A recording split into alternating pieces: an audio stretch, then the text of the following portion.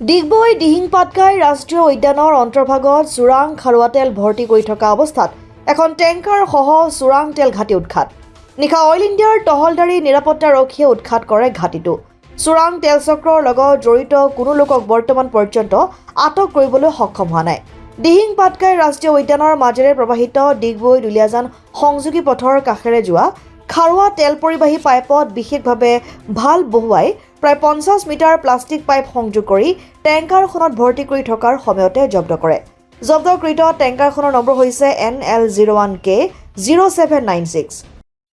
এনেকুৱা কাৰ্য আগতে হৈ থাকে, সেই হিচাপতে আমি আমাৰ যিখিনি সুৰক্ষাকৰ্মী আছে অইল সুৰক্ষা বাহিনী, সেই হিচাপত আমি এৰিয়াটো চিকিউৰ কৰি থাকোঁ আৰু মাজে সময়ে পেট্ৰলিং কৰি থাকোঁ।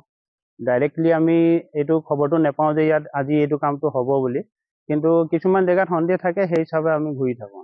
ঘূৰি থকা অৱস্থাতে আজি যিখন আমি গাড়ী জব্দ কৰিছোঁ, এই কেছটো মানে ধৰিবলৈ সক্ষম হ'লোঁ। এইটো অনুমান ময়ো এনেকুৱা কাৰ্য প্ৰথম দেখিছোঁ আৰু পাইছোঁ। এইটো 50-60 মিটাৰমান ৰাস্তাৰ পৰা মেইন যিটো দুলীয়াজান ডিগবৈ ৰাস্তা হয়, তাৰ পৰা জংঘলৰ মাজত যিটো আমাৰ চৰাইপঙৰ ৰাস্তা গৈছে, তাত 50-60 মিটাৰ এৰিয়াৰ দূৰত গাড়ীখন ভৰাই তেওঁলোকে পাইপ সংযোগ কৰি এনে কাৰ্য কৰিবলৈ সক্ষম হয়। আমাৰ যিখিনি আমাৰ কৰ্তব্য সুৰক্ষা বাহিনীয়ে সেইখিনি কাম কৰি আছে আৰু তেনেকুৱা কাৰ্য কৰিও আছোঁ, আমি ধৰিও আছোঁ।